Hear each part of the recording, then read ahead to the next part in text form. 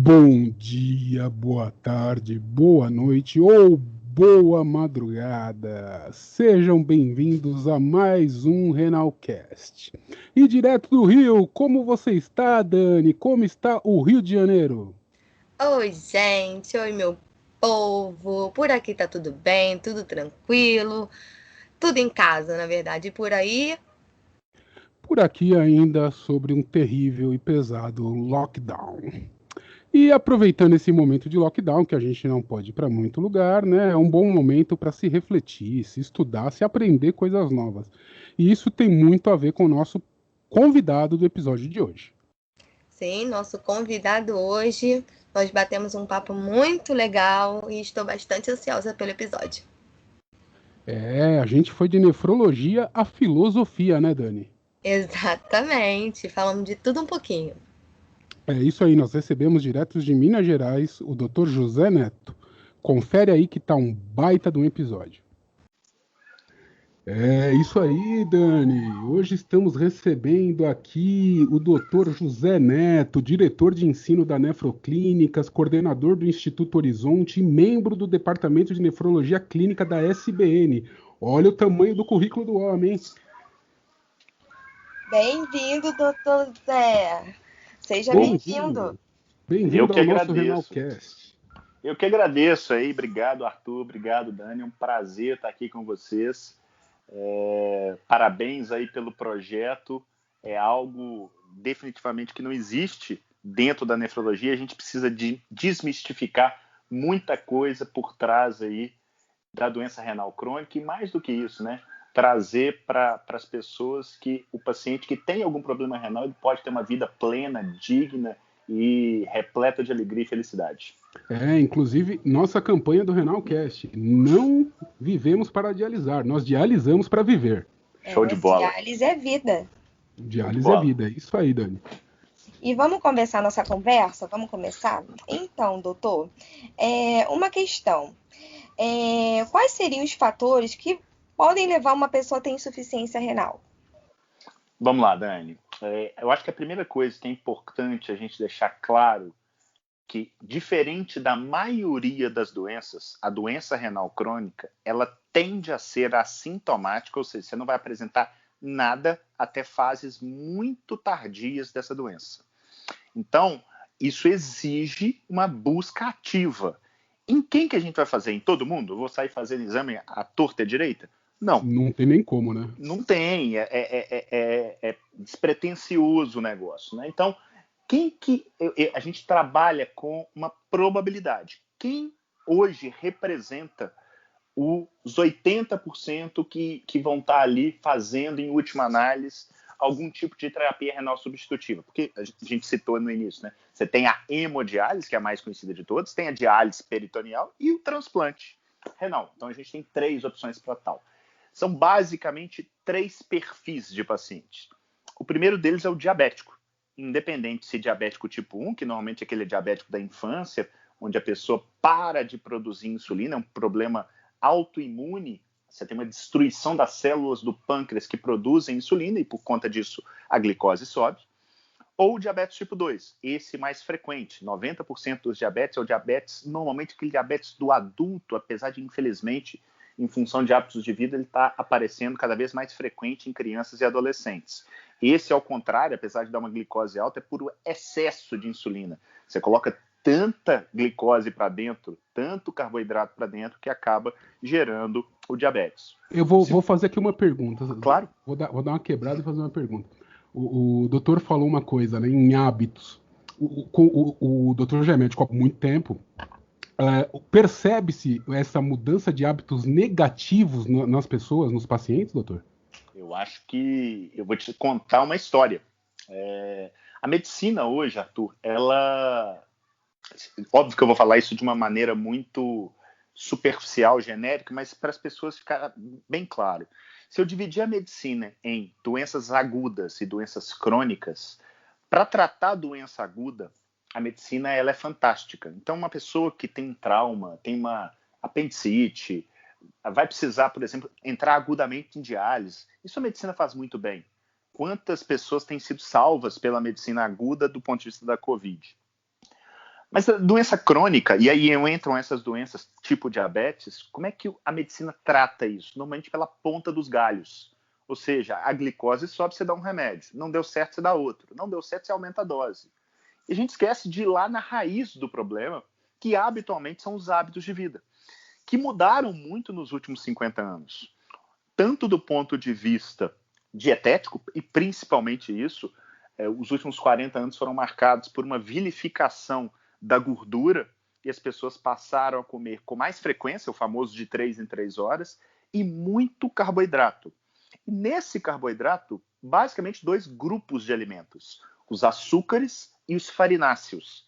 Então, comendo isso, que acaba vindo muito de produto industrializado, em última análise, essas doenças crônicas aparecem. Diabetes, pressão alta, gordura no fígado, doença renal, quadros demenciais, gota, cálculo renal, transtornos sexuais. E isso pode ser minimizado ou muitas vezes até revertido com a mudança de hábitos. E essa ficha só caiu em mim porque eu fiquei diabético. Eu tô hoje com vou fazer 44 anos mês que vem. Aos 30 e pouquinhos, tinha acabado de terminar a residência. Com 29 anos, eu fui chamado para ser coordenador de um grande serviço aqui em Belo Horizonte, que é o Hospital Felício Roxo, muito tradicional. Com 30 e poucos, eu já era presidente de um congresso mineiro de nefrologia, isso em 2013. Só que, em paralelo a esse aparente sucesso, eu me vi engordando. Eu tenho 1,78 m, mais ou menos. Cheguei a pesar ali 93, 94 quilos. Nunca fui obesão. Mas na hora que eu vi, eu estava diabético. Não tem história na família. Um diabetes tipo 2. Fiquei ali com o diabetes uns 3, 4 anos tratando com medicação. E a coisa não andava. Na verdade, andava para o lado negativo, né? Eu só piorava. Só aumentando a dose. Aumentando a dose e tentando fazer aquilo que era preconizado.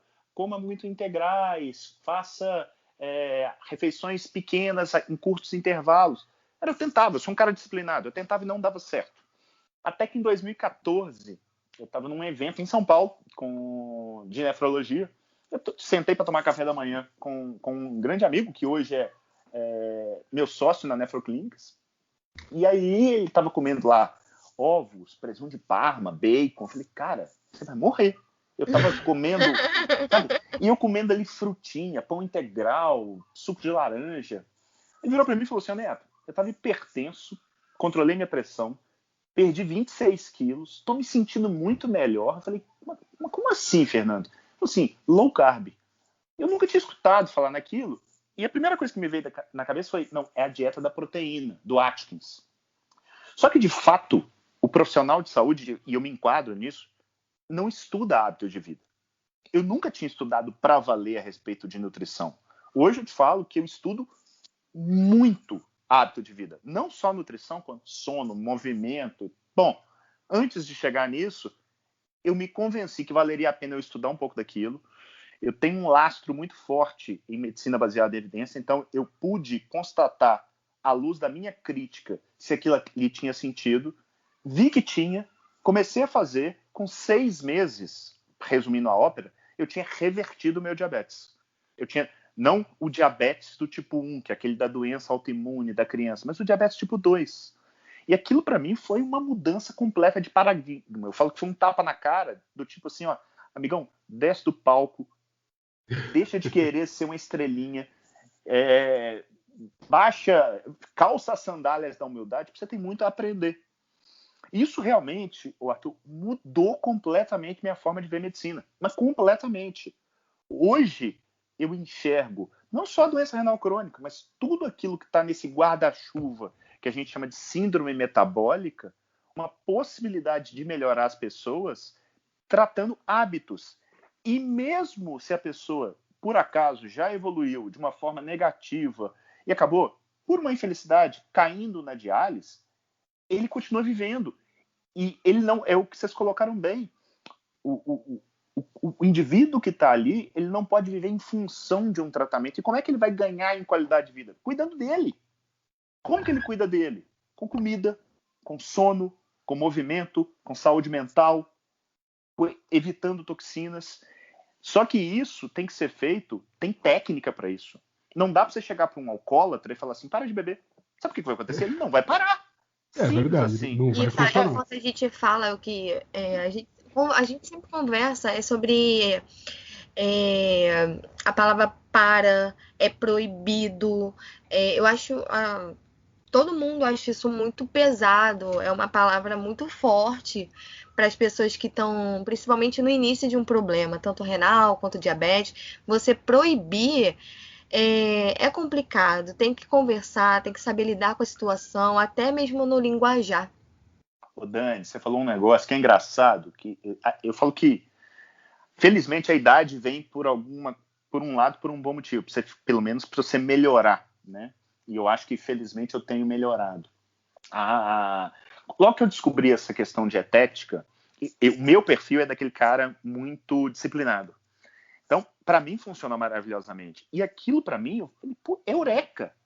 Eu vou ensinar isso para meus amigos. Eu virei quase que um pastor, sabe? Aquela coisa evangelizadora. E eu comecei a me frustrar. Porque muitas das vezes, os meus clientes, que você vai ver que eu vou chamar paciente muitas vezes de cliente, porque eu acho que o paciente dá uma conotação de passividade. E eu acho que a gente tem que acabar com isso.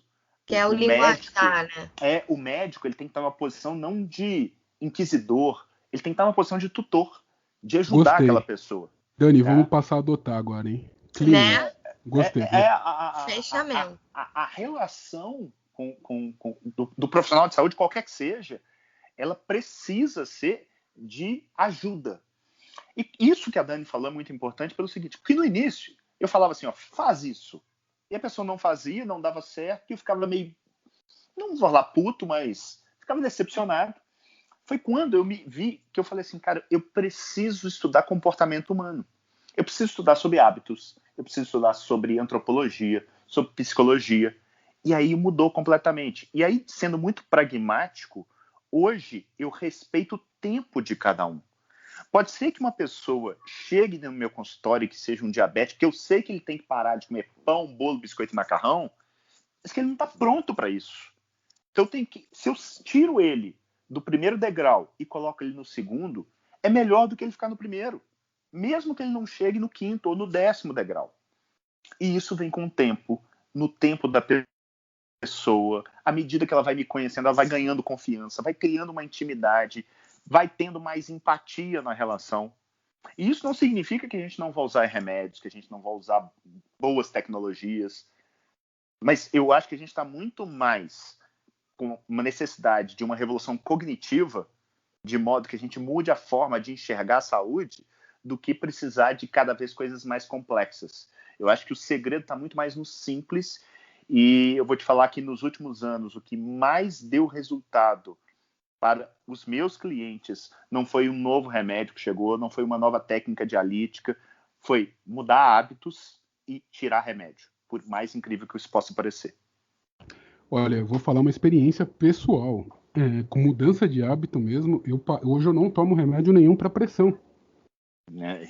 Isso é lindo de escutar. Foi uma mudança de hábito, de verdade, porque foi passar a fazer exercício, passar a ir à academia, passar a parar de consumir refrigerante e tal. Isso trouxe só ganhos mesmo, né? E é uma verdade isso, doutor. A mudança de hábitos faz com que você se sinta melhor, mesmo realizando um tratamento, e tenha melhor qualidade de vida, né? Que é o grande objetivo mesmo. O Arthur, assim, e isso é tão legal que... Bom, se eu contar para vocês como que a Nefroclínica surgiu, tem muito a ver com essa mudança minha. Por quê? Eu comecei a fazer isso de uma forma isolada no consultório. E como é que funciona o mercado da saúde hoje? O mercado da saúde paga pelo desfecho negativo. O que é isso? O médico, qualquer um que seja, ele ganha quando a pessoa vai para diálise, quando ela faz um transplante, quando ela faz uma cirurgia. O profissional ele não ganha quando a pessoa deixa de ir para diálise. Isso sempre me incomodou. Mas eu vi um modelo que não encaixava, não fechava. Por que não inverter isso? E aí, vamos tentar fazer isso com pessoas que tenham esse pensamento. Foi quando a gente se reuniu, a gente cunhou a ideia da Nefroclínicas de fazer um local diferente, de não ser uma clínica de diálise, mas uma clínica com diálise. É uma clínica que vem para... Um dos pilares dela, o primeiro pilar, é prevenção e integralidade. E como é que você faz prevenção? Porque, querendo ou não, vamos ser muito direto, a clínica tem que parar em pé. Poxa, vamos chegar e conversar. Quem que é o provedor? Basicamente os convênios. Vamos chegar e falar assim, amigo, vamos fazer o seguinte, os pacientes seus que vierem para cá, vamos criar um modelo onde eu consiga receber, não porque ele ficou ruim, mas porque ele ficou bom, porque ele está satisfeito, porque a doença dele não está progredindo, às vezes até está revertendo.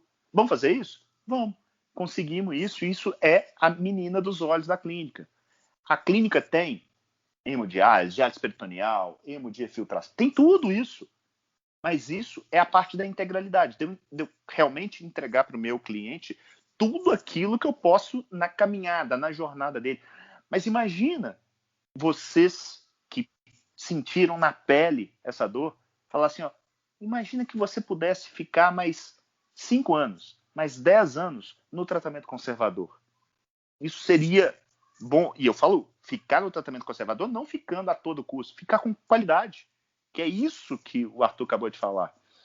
A gente tem que parar, como profissionais, de olhar para números, de querer um número legal no exame. Ah, o colesterol tá lindo, a proteinúria tá boa. Não, eu quero saber como é que tá o Arthur. Eu quero saber como é que tá a Dani. Como tá a pessoa, né? É chegar e falar assim, Dani, você tá bem? Tô. Beleza. Agora eu vou ver seus exames e a gente... Porque não adianta você ter exames maravilhosos que você coloca num quadro e a pessoa não sai de casa. E isso assim, é um negócio que, apesar de ser absurdo, é assim que funciona. Eu concordo 120% com isso. Não, é verdade, não adianta o exame tá lá, a ureia tá beleza, o potássio tá beleza, o fósforo tá beleza. Você pergunta, o que você faz? Ah, eu chego em casa, deito e durmo. O Arthur, você imagina a situação... E, cara, tô te falando isso, eu já fui um médico tradicional. Tá? E um médico que estava bem posicionado e tal. É uma mudança completa de mindset. Aliás, doutor, depois eu quero, se puder explicar a medicina baseada em evidências, eu achei muito interessante. E eu acho que seria uma coisa interessante para os ouvintes conhecerem o que é. Não, explico sim. Bom, deixa eu até pegar esse gancho seu. A medicina, e na verdade eu vou até ser mais amplo, a saúde de modo geral, ela trabalha muito com aquilo que a gente chama de teoria mecanística. O que é isso? Eu estudo como é que a coisa acontece dentro do meu corpo.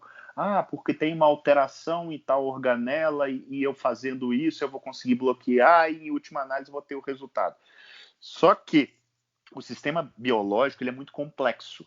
Então nem tudo que parece ser na realidade o é. Vou dar um exemplo bem claro para vocês, que vai ficar muito óbvio aí para todos que estão nos ouvindo. Pensa no tal do tratamento precoce para COVID, tá? A ivermectina, o zinco, a cloroquina. Mecanisticamente falando, faz sentido. Então, aquelas pessoas que defendem o uso dessas drogas, eles não estão defendendo por mal. Eles estão realmente porque eles realmente acreditam naquilo. Só que existe uma maneira científica de validar se isso de fato funciona.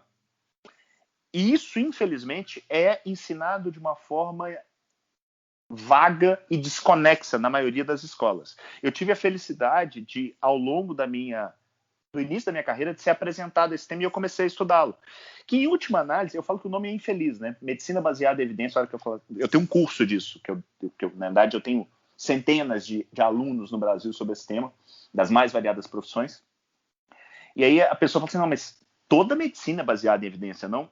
Não. Infelizmente, não.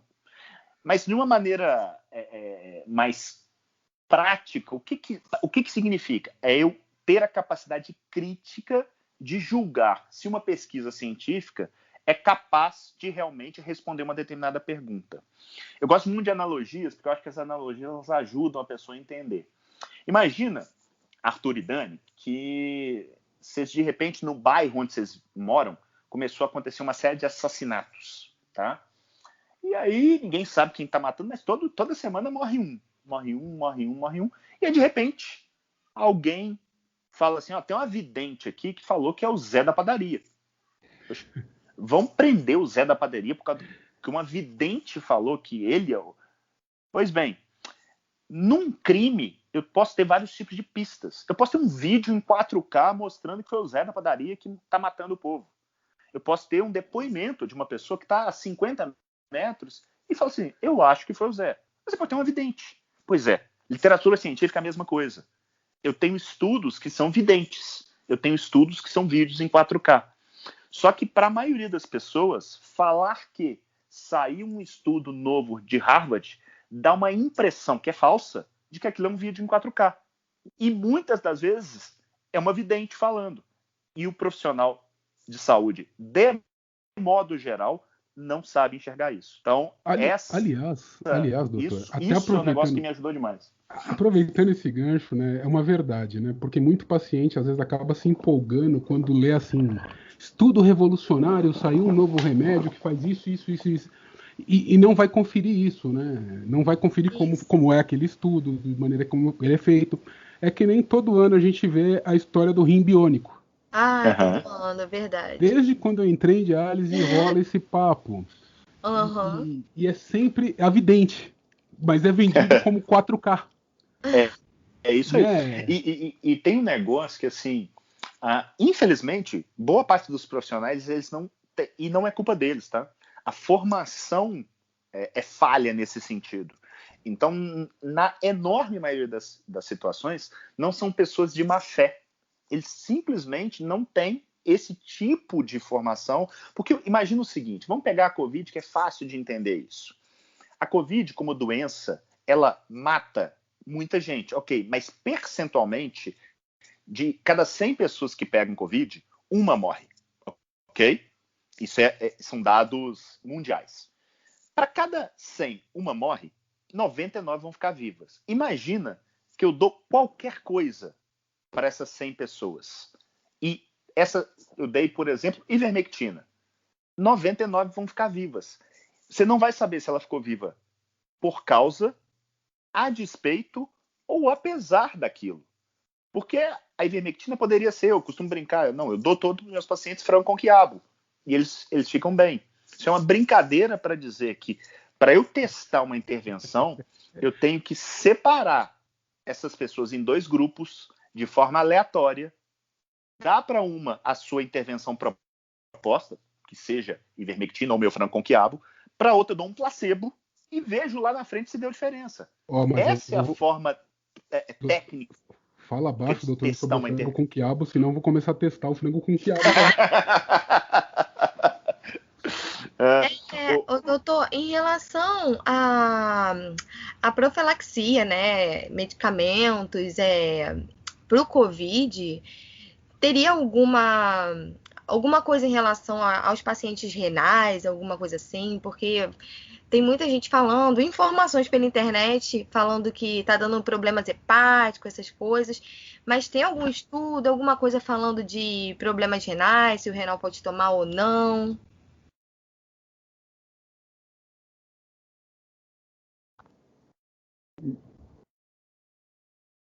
Eu acho que ele fechou o microfone. Opa!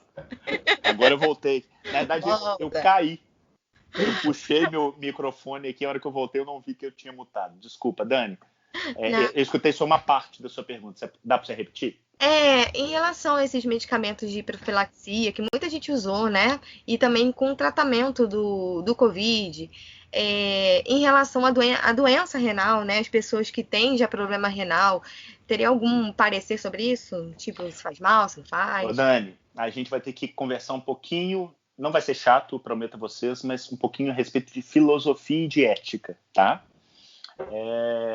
O que eu quero, em última análise, se eu estou diante da Dani e ela confiou sua vida a mim, a última coisa que eu posso fazer é lesá-la, tá? Existe um princípio de Hipócrates, o pai da medicina, que diz primum non nocere, isso é primeiro não lesar, que foi transformado na bioética num negócio chamado princípio da não maleficência, que resumidamente é o seguinte: se você não sabe se você pode ajudar, não atrapalha. Por quê? Porque o nosso corpo ele é muito sábio. Então, minha mãe, que repetia muito uma coisa que minha avó falava de boa intenção, o inferno está cheio. O que eu quero chegar? Qualquer uma dessas medicações que foram levantadas como potencialmente eficazes, elas, antes da gente colocar para usar, eu não posso primar por querer resolver um problema, mas sabendo que todas elas têm algum risco, algum efeito adverso. E aí não faz muita diferença se a pessoa é renal ou ela não renal. O renal, ele ainda acaba tendo um risco um pouquinho maior, porque fígado e rins são vias de metabolismo do nosso corpo, vias excretórias, né? Eu falo que são os detox naturais que a gente tem. Se eu já tenho algum tipo de grau de falência renal, eu tomo uma medicação que aparentemente não funciona, mas tem todo um potencial efeito adverso, seja em outro órgão ou no próprio rim, eu estou mais colocando para ele um risco do que, de fato, um benefício, visto que ele aparentemente não existe. Então, a gente precisa ter muito cuidado para não deixar o medo, porque o que acontece é isso, né? As pessoas têm medo, e dá para ter medo mesmo, porque você olha para o lado, você vê pessoas morrendo, e ele quer se agarrar em uma pílula mágica. Infelizmente, essa pílula mágica não existe. Eu queria muito que ela existisse. E aí a gente volta lá na questão dos hábitos.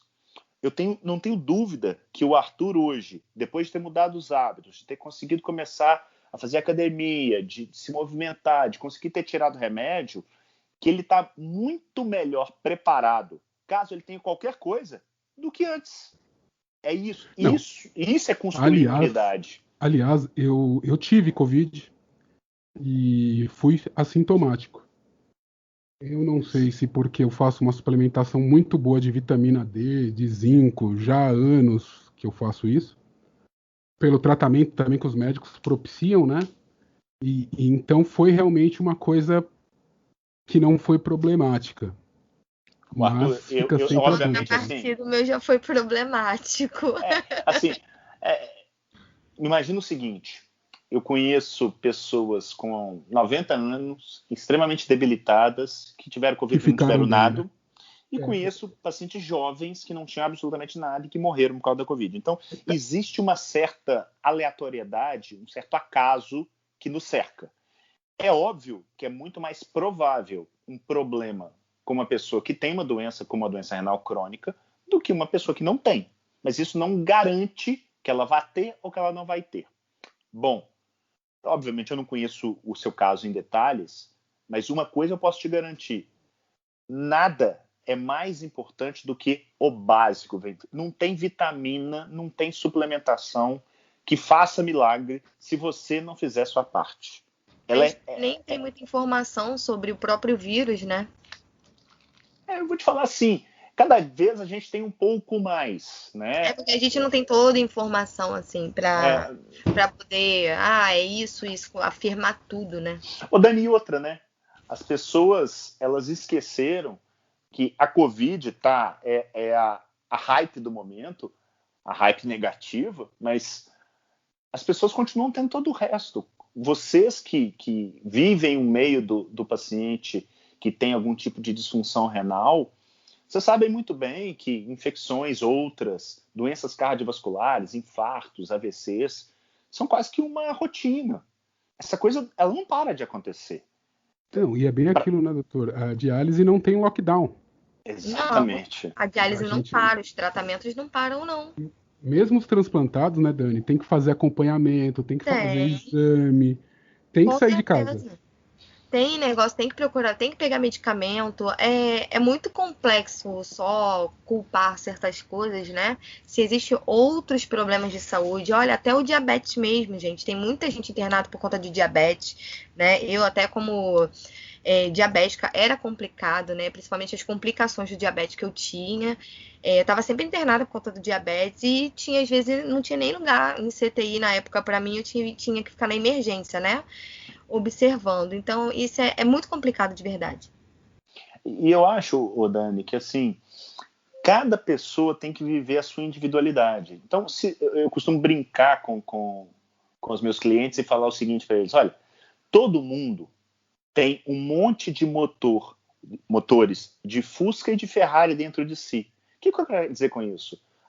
Eu sou um cara, o Neto, que não tem problema para dormir. Eu posso tomar 1 litro de café antes de dormir, fazer atividade física, eu deito e durmo. A minha mulher tem dificuldade. Em compensação, eu sou aquele cara que se eu comer um pedaço de abacaxi a mais, eu vou engordar. Ela não, ela tem uma flexibilidade metabólica nesse sentido maior do que a minha. Então, não dá pra gente brigar com a realidade. Então, a pessoa que ela é diabética, seja tipo 1, tipo 2, ela tem que encarar aquilo como, olha, eu tenho esse problema. O que eu preciso fazer para lidar melhor dentro da realidade? O que eu quero?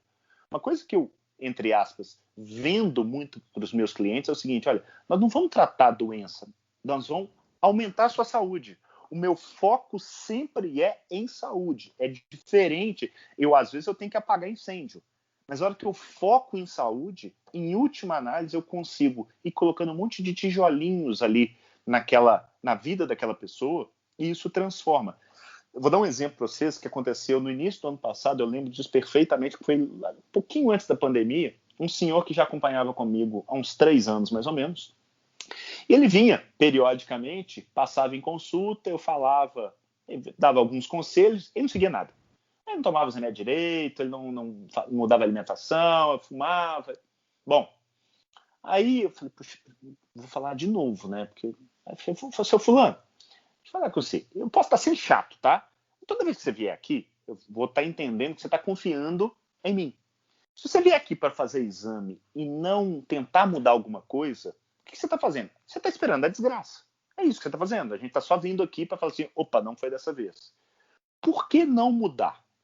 E aí, expliquei de novo para ele. No final, eu falei assim, seu fulano, você me desculpa, mas eu não desisto dos meus clientes. Passaram 3 semanas, ele me mandou uma mensagem no WhatsApp. Doutor José Neto, mudei minha alimentação. Já se foram 4 quilos. Muito obrigado por não desistir de mim. Isso, gente, não tem preço. Isso, para mim, é fazer medicina. É algo que eu aprendi depois que doeu na minha pele. Depois que eu virei doente, eu tenho uma história com meu filho dentro de um CTI. Isso me mudou. E hoje eu tento ser um médico que cuida não só do orgânico, mas cuida de alma. Cuida da pessoa, né? Cuida do ser humano, na verdade, né? A gente tem que cuidar do conjunto, cabeça, corpo, tem que cuidar de tudo. Saber viver, né? Ô Dani, eu vou te falar que é engraçado, que é um negócio muito óbvio, né? Mas, infelizmente, as faculdades de medicina, elas não te formam para isso. Elas te transformam num robô. Elas te transformam num leitor de laudo. Num cara que vai definir quanto é que está o fluxo de sangue da diálise. Que fica enchendo seu saco, falando que você tem que fazer 4 horas, sem escutar a pessoa e falar por que ela quer fazer, às vezes, um pouco menos tempo naquele dia. Pô, escuta. Às vezes as pessoas estão sentindo, às vezes, tipo, tá um exame ali mostrando isso, que é o que a gente tinha falado anterior, e a pessoa tá ali falando o que tá sentindo, e muitos médicos, com aquela falta de empatia, falando, não, você não pode estar com isso. Eu acho que no meio médico tem que escutar mais o paciente, sabe? Ele se conhece, às vezes ele não sabe se expressar em palavras, se expressar no geral, mas tem que escutar. É como falou o doutor, né? Seguir protocolos. Não, o protocolo é esse. É robô. Faz isso. Arthur, eu vou te falar que isso que você falou, para mim, me deu até um insight, que é, eu ia falar uma coisa, mas é perfeito. O que é o protocolo? O protocolo é uma espécie de mapa, uma espécie de GPS. Ele te ajuda? Ajuda. Mas imagina o seguinte, saímos eu, você e Dani para fazer a busca a um tesouro. Nós temos um mapa. Aí, de repente, a gente dá de frente com um tesouro. Mas no mapa, tá falando assim, tem uma montanha aqui. E aí, de repente, você fala assim, Neto, achamos um tesouro. Eu falo, não, nós temos a montanha. Cadê a montanha? Eu falo assim, Neto, o tesouro tá aqui, velho. Abre o olho, tá aqui. Eu falo, não, é a montanha, é a montanha. Aqui no mapa tá falando que é montanha, isso aqui não pode ser um tesouro. É assim que os médicos hoje agem. Não só médico, tá? Profissional de saúde. As pessoas brigam com a realidade. É impressionante. Tem uma máxima do exército canadense que diz o seguinte, sempre que você tiver na dúvida entre o território e o mapa, fica com o território. Que é isso que a Dani colocou de uma forma extremamente pragmática, que é escuta, mas escuta mesmo, não é escutar e não, é uma escuta ativa, é realmente perceber. O pai da medicina moderna, William Osler, um canadense, ele diz uma frase, talvez eu não fale ela exatamente como é, mas o diagnóstico está na fala do seu paciente. Então, é isso, é escutar e falar assim, tá bom, de modo geral isso não é esperado, mas ela tá falando que ela tá passando mal nos últimos 15 minutos, e escuta, Katsu. É básico isso, né? Aliás, doutor, uma pergunta, uma curiosidade. Como é que era antes dessa mudança, dar uma notícia que o paciente ia para diálise e como é agora? Cara, eu vou te falar que talvez... Bom, vamos colocar 2 tipos de clientes que eu tenho, tá? Tem aquele que eu já acompanho há anos, tem aquele que cai de paraquedas. Talvez das situações mais difíceis que a gente tenha é dar a notícia para essa pessoa que você não tem um mínimo de empatia. Ela muitas das vezes ela vai lá para pedir uma segunda opinião e ela já está assim, no limite para precisar realmente de uma terapia renal substitutiva. Eu não considero que eu tenha sido para isso grosso, mal educado, mas hoje eu sou mais empático. Primeiro, eu venho preparando o meu cliente ao longo da caminhada. E como é que eu faço isso? A principal maneira é com ancoragem. O que é ancoragem? Provavelmente o Arthur não teve isso, porque meio que foi de repente, mas a pessoa que tem um problema renal, ela vai acompanhando a creatinina. À medida que essa creatinina vai subindo, significa que o rim está piorando. Só que para ele é um número meio cabalístico, né? Não tem aquele número assim, eu não posso passar disso. Eu transformo isso na que a gente tecnicamente chama de taxa de filtração glomerular, mas que eu costumo dizer para o paciente o seguinte: olha, o seu percentual de funcionamento renal é X%. Então, se eu falo assim, não, é 30%, ele já tem um número. E eu digo para ele, vai para diálise, para o transplante, normalmente o norte é abaixo de 10%. Então ele consegue ter uma ideia, principalmente quando ele vai acompanhando comigo longitudinalmente. Eu falo assim, você está comigo desde 2010, e de 2010 até 2021 você saiu de 50 e hoje está em 40. Você teve uma queda? Teve, mas foi uma queda lenta. Se continuar assim, estamos indo num ritmo bom. Dificilmente eu vejo os médicos fazendo isso, dando essa luz para o seu cliente. Segunda coisa, eu venho apresentando para essa pessoa as possibilidades, tanto a hemodiálise, a diálise peritoneal e o transplante. E mostrando para elas o que pode ser feito em cada situação. Opa, tem muita gente que não sabe que você pode fazer um negócio chamado transplante preemptivo, que é aquela pessoa que consegue transplantar antes de ir para a diálise. Tem muita gente que não sabe que, de modo geral, a diálise peritoneal, mesmo tendo uma baixa penetração no Brasil, é considerado por muitos como sendo a melhor escolha para a terapia inicial do paciente. Então, você tem uma série de nuances, e aí é escutar. Porque, para alguns, ir na clínica pode ser um passeio, para outros pode ser um terror, e está tudo bem. Cada indivíduo tem a sua peculiaridade, cada ser humano tem os seus valores e suas preferências, e isso precisa ser levado em conta. Quando a coisa é mais aguda, gente, aí o que eu tento é, de uma certa maneira, enxergar a metade cheia do copo, né? Quando você tem aquele copo meio cheio, meio vazio, eu sempre tento enxergar a metade cheia do copo. Eu costumo falar a analogia o seguinte, olha, eu explico com calma e depois eu faço essa analogia. Eu falo, imagina que a gente está subindo uma montanha, eu estou no topo, eu vejo o lado de lá. Você está vindo um negócio íngreme pra caramba, e você não consegue enxergar o lado de lá. A impressão é que seu mundo caiu, que você não vai ter mais vida. E nessa hora eu tento dar força para aquela pessoa. E a melhor maneira que eu acho de dar força é colocando o paciente para conversar com o paciente. Quando uma pessoa que sentiu aquela dor conversa com outra, é muito melhor do que o profissional. Então eu consigo fazer isso com alguns clientes meus que são super generosos e fazem isso tendo passado por várias dessas terapias. E, inclusive, fica o convite para vocês. Eventualmente, eu faço lives com pacientes escutando a história.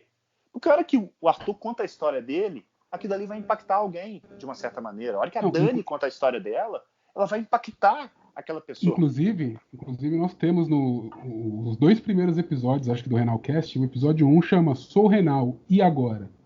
E nós recebemos muita mensagem justamente disso. De pacientes que ouviram, se identificaram e falaram, sim, dá para encarar de uma maneira muito melhor. É isso aí. E é interessante realmente que o exemplo pesa muito nessas horas, né, Dani? Eu quando me tornei renal, vou falar que eu não tinha esse exemplo. E você nem teve também escolha, né? Não, na hora que o doutor estava dando o exemplo da montanha, eu caí de cara da montanha, e rolando montanha abaixo. Eu descobri o problema renal pós-Rock in Rio, né, gente? Imagina você pular o Rock in Rio maravilhosamente e depois estar literalmente nem 12 horas depois no hospital, né? Com a perna toda grande inchada. Aí, aí quando falaram que eu tinha insuficiência renal, tipo, pra mim era um tratamento. Eu sou do tipo de pessoa, é tratável, vamos tratar. Eu fecho e vou, né? Penso, foco e parto pra frente. E quando começou a piorar meu quadro renal, o meu médico, ele foi muito empático comigo. Ele era aquele morde-a-sopra, né? Ele falava a realidade para mim, mas ao mesmo tempo ele sabia pelo que eu estava passando, né? Tanto para mim, porque para a família também é muito complicado dar essa notícia, né? De que a pessoa, porque o pessoal acha que vai para hemodiálise está indo para a morte, né? Fim da vida, tudo isso, sendo que não é. Eu fui procurar saber, na época era Facebook, então fui atrás, até o transplante duplo, eu fui atrás pelo Facebook e conheci pessoas maravilhosas e que me deram uma luz, literalmente, e agradeço até hoje cada um que entrou na minha vida nesse momento, porque foi extremamente importante para mim. Eu pensava que eu era até dura dura demais. Falei, cara, eu sou muito forte esse negócio. Mas chega uma hora que a gente dá aquela baqueada, né? Falar, caraca, eu vou fazer hemodiálise. A gente dá uma caidinha. E essas pessoas me ajudaram demais. Principalmente as pessoas que colocam a gente pra frente, sabe? Pessoas foguetes na nossa vida. Sou eternamente grata a essas pessoas. Ô Dani, e assim, eu como representante do profissional de saúde, eu acho que é uma necessidade básica de qualquer profissional, não é só do médico, não. De entender, de ter essa empatia, de, por exemplo, pegar uma situação igual a do Arthur, pô, caiu de cara, né? Vai lá e dá a mão e levanta, dá a mão, ou então senta junto e fala assim, não, a hora que você tiver ponto, eu tô contigo, vamos junto, você não vai ficar sozinho. Eu não tô falando que a coisa não existe, porque muita gente começa a minimizar. Não, a gente vai ter uma caminhada que é difícil, o paredão tá na nossa frente aqui, eu vou com você. É um baque, é uma notícia que, até porque até no início a gente não tem tanta informação sobre tratamento, essas coisas.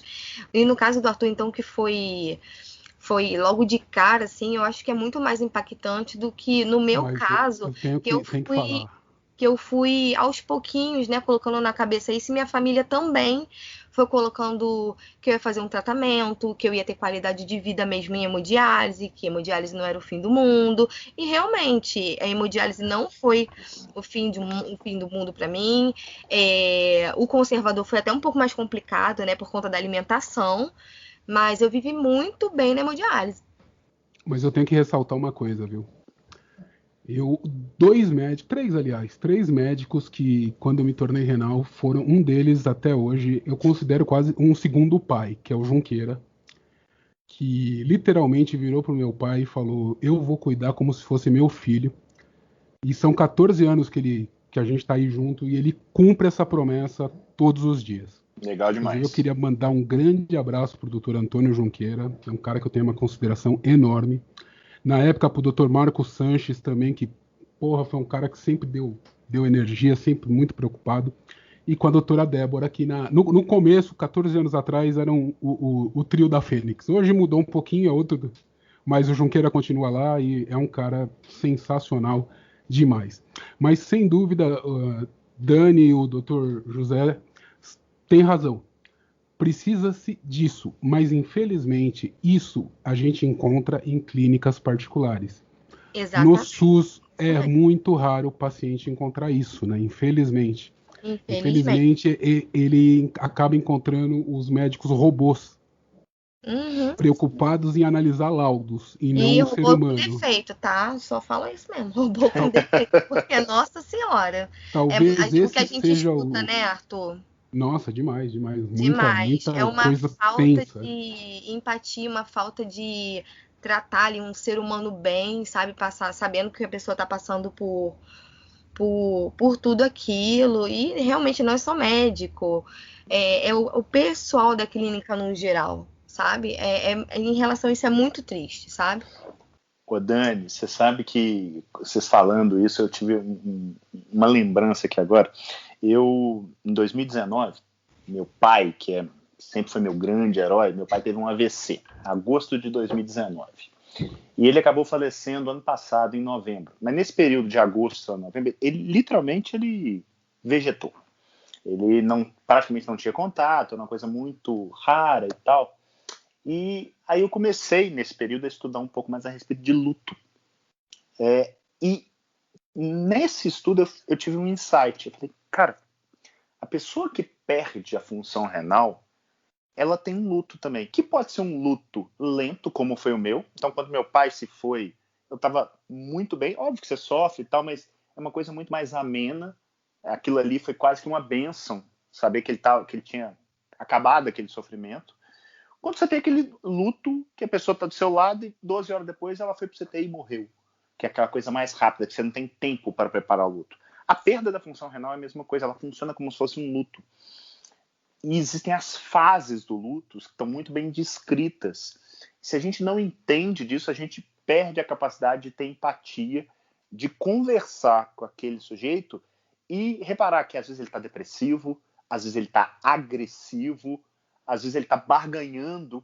E cada fase tem uma maneira de ser lidada para você ajudar aquela pessoa a lidar melhor com aquela situação e sair daquele luto. Então, eu falo que as coisas, à medida que você vai prestando atenção na vida, elas vão se encontrando e a hora que você monta essas âncoras para se colocar ali, você começa a estudar coisas que transcendem a medicina, você tende a virar um melhor profissional.